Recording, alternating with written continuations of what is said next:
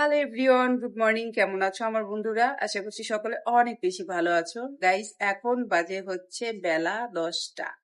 আমি এখন এক কাপ চা নিয়ে তোমাদের সামনে হাজির হয়ে গেছি। এই যে চা না খেলে আমি না কোনো কাজে এনার্জি পাই না, সেই কারণে হচ্ছে চাটা খেয়ে নিই। আজকে ঘুম থেকে একটু দেরি করে উঠেছি, বাচ্চাদের স্কুল নেই, স্কুল ছুটি, ওর বাবাও বাসায় আছে। তো খাওয়া দাওয়ারও কোনো চাপ নেই, সেই কারণে একটু দেরি করে উঠেছি। তো এখন আমার অনেক কাজ করতে হবে। ফ্রিজের অনেক জিনিস বের করে স্নানের আগেই আমি ভিজিয়ে রেখে এসেছি।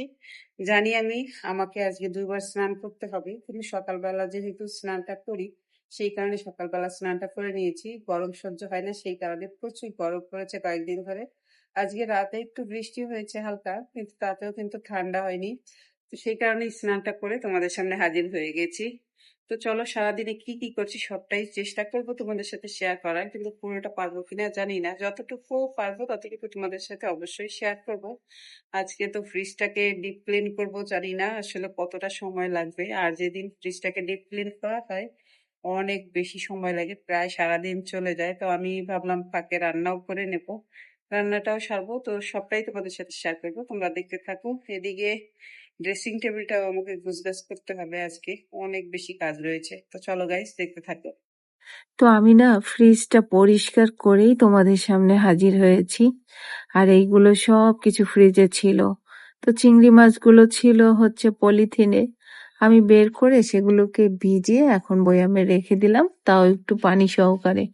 আর এই যে শুটকি মাছগুলো দেখতে পাচ্ছ, এগুলো আমরা যখন কক্সবাজার গিয়েছিলাম সেখান থেকে নিয়ে এসেছিলাম অনেকগুলো, তো এখনো রয়েছে, সেগুলো শেষ হয়নি। আর এদিকে ফ্রিজটা দেখো মোটামুটি ক্লিন হয়ে গেছে। তো পরিষ্কার করার পরে একটু শুকাতে দিয়েছিলাম, এখনো যদিও অনেক কাজ আছে, তারপরেও হচ্ছে আমি তো এখন সবকিছু রেখে দেব। কাজ আছে বলতে ওই কিছু লেবু কেটে রাখবো, কারণ ফ্রিজে কিন্তু অনেক সময় আটকানো থাকার কারণে, মাছ মাংস রাখার কারণে বাজে একটা ফ্লেভার আসে যখন ফ্রিজটা খোলা হয়। তো যখনই ফ্রিজটা পরিষ্কার করা হয় সঙ্গে সঙ্গে যদি কমলা লেবুর খোসা বা লেবু কেটে রাখা হয় না, তাহলে কিন্তু দারুণ একটা ফ্লেভার আসে। আবার অনেক ধরনের ফুল রয়েছে যেগুলো অনেক বেশি সেন্ট, সেগুলো একটু রাখা যায়। মানে কিছু কিছু জিনিস রয়েছে যেগুলো একটু সেন্ট বেশি, সেগুলো কিন্তু ফ্রিজে রাখা যায়, তবে টক জাতীয় জিনিস রাখলে খুব বেশি ভালো হয়। তো হালকা কিছু সবজি ছিল, সেগুলো রাখা হয়ে গেছে। তো এই যে দেখো ফ্রিজে অনেক জিনিস শেষ হয়ে গেছে, তো আনতে হবে, হয়তোবা পরে নিয়ে আসব। আর এই যে কিছু বাজার আনা হয়েছে, বাজার না মানে কিছু প্রসাধনী, আমার হাজবেন্ডের তো এই একটা নেশা, কাপড় কেনা আর হচ্ছে এই প্রোডাক্টস কেনা। তো আমার হাজবেন্ড প্রচুর পরিমাণে প্রোডাক্টস কিনে, সে নিতে পছন্দ করে, আর আমাদের জন্য কখনো চাইতে হয় না, আমাদের জন্য কিন্তু নিয়ে আসে। যেমন সাবান, ফেস ওয়াশ বা কোনো ক্রিম, সবকিছু আমরা না চাইতেই পেয়ে যাই, কারণ এটা হচ্ছে তার নেশা, সেই কারণেই হচ্ছে আমরা অনায়াসে পেয়ে যাই। কিছু পোশাকও নিয়ে এসেছে, সেগুলো তোমাদের সাথে এখন শেয়ার করব না। আর এদিকে দেখো আমি ড্রেসিং টেবিলটাও পরিষ্কার করছি, আর রান্নাও তো করতে হবে। ওদিকে মাছ মাংস ভিজিয়ে রেখে এসেছি, যে কারণে হাতে মোটামুটি সময় আছে, আর মশলাও বাটা রয়েছে, যে কারণে ঝামেলাটা একটু কম। তো তোমরা দেখতে থাকো। আর আমি তো তোমাদের কথা দিয়েছি যে প্রতিদিন আমি 2টা করে কমেন্ট পড়বো, আশা করি প্রত্যেকের কমেন্টই আস্তে আস্তে পড়বো। যেহেতু একটু আনইজি ফিল করি, তো প্রথম প্রথম একটু কেমন যেন লাগছে, কিন্তু তারপরও দেখি সবাই কমেন্টের রিপ্লাই দেয় এভাবে, তো আমিও ভাবলাম না, আমিও প্রতিদিন চেষ্টা করব 1টা বা 2টা করে কমেন্টের রিপ্লাই দিতে। আমি এখন হচ্ছে আমার অনেক প্রিয় একটা আপুর কমেন্ট পড়বো। আগেই বলে নেই প্রিয় বললাম, কারণ আপুর কথাগুলো আমার বেশি ভালো লাগে। আমার মনে হয় আপু ওই দেশে থাকতে থাকতে তার ভাষা এরকম, নাকি সে সিলেটি, আমি জানি না। যদি আমার এই ভিডিওটা দেখেন তাহলে একটু জানাবেন আপু, আপনাদের বাড়ি কোথায়, আপনি দুবাই থাকেন।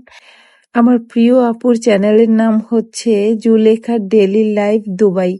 আপুটা এত সুন্দর করে কথা বলে না, আমার খুব ভালো লাগে। ওনার ভিডিওর থেকে আমার ওনার কথাগুলো শুনতে বেশি ভালো লাগে। আমি যখন রান্না করি তখন ওনার ভিডিওগুলো ছেড়ে ওনার কথাগুলো শুনতে থাকি।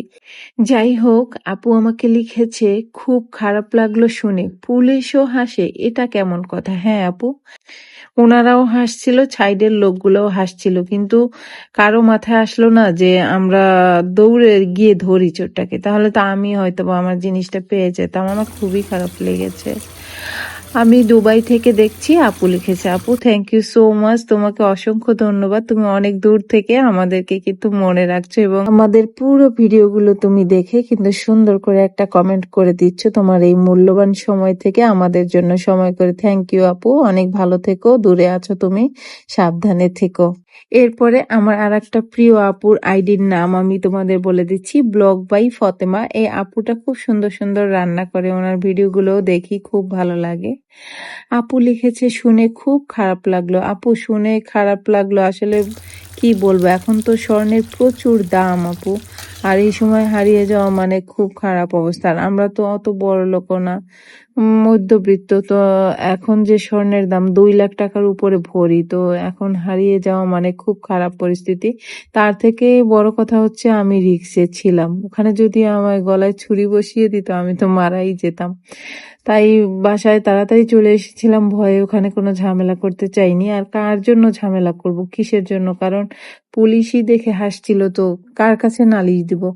তো সেই কারণে চলে এসেছি। আপু, আমার প্রিয় আপু, তুমি আমাকে সুন্দর একটা কমেন্ট করেছো, অসংখ্য ধন্যবাদ আপু। তুমিও ভালো থেকো, সুন্দর সুন্দর ভিডিও আর সুন্দর সুন্দর রেসিপি আমাদের মাঝে দাও, খুব ভালো লাগে তোমার ভিডিওগুলো। যাই হোক, এদিকে ভিডিও প্রায় শেষের দিকে আমি চলে এসেছি। তো এখন সন্ধ্যাবেলা, আমি তো স্নান টেনান করে একটু শুয়ে পড়েছিলাম, অনেক কাজ করেছি, আজকে আর ভালো লাগছে না শরীরটা। তো বাচ্চারা মোমো খাবে, সেই কারণে হচ্ছে ওই যে দুপুরবেলা যখন ফ্রিজ পরিষ্কার করেছি একটু চিকেন বের করে রেখে দিয়েছিলাম, তো বেশি ঝামেলা হয়নি। আর এই যে সন্ধ্যাবেলা ওদের জন্য একটু চিকেন মোমো তৈরি করে দিলাম, তোমাদের তো দেখালাম, এটা তো সবাই কম বেশি পারে, তারপরেও হচ্ছে একটু তোমাদের সাথে শেয়ার করলাম। কেমন লেগেছে অবশ্যই জানাবে। আর যেসব আপুদের কমেন্ট আমি পড়তে পারিনি, রাগ করো না, আশা করি তোমাদের মাঝেও পৌঁছে যাব। প্রতিদিন আমি 2টা করে কমেন্ট পড়বো, তার মধ্যে কোনো না কোনো দিন তোমরা আশা করি পড়ে যাবে। তবে আমাকে যারা কমেন্ট করে আমার খুব কাছের প্রিয় আপুরা, আমি সকালবেলা ঘুম থেকে উঠে রান্নার রুমে গিয়ে আগে তোমাদের চ্যানেলগুলো ছেড়ে ভিডিওগুলো দেখতে থাকি ওয়াচ টাইম পূরণ করার জন্য। তো প্রথমে তোমাদের ভিডিওগুলো দেখি, তারপরে হচ্ছে নিজের ভিডিওগুলো চেক করি। যাই হোক আপুরা, আজকে ভিডিও শেষে চলে এসেছি। অনেক ভালো থেকো, সুস্থ থেকো, শুভকামনা রইল, টাটা।